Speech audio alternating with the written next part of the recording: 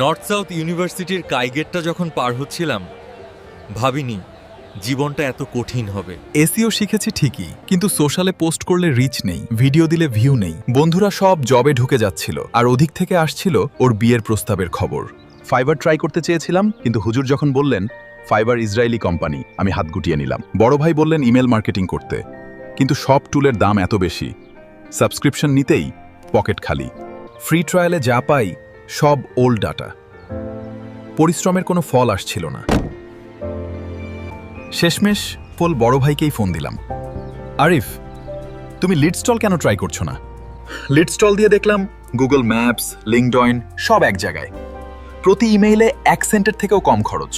Lead স্টলের clutch scraper দিয়ে food ফটোগ্রাফারদের ইমেইল বের করে অফার পাঠালাম।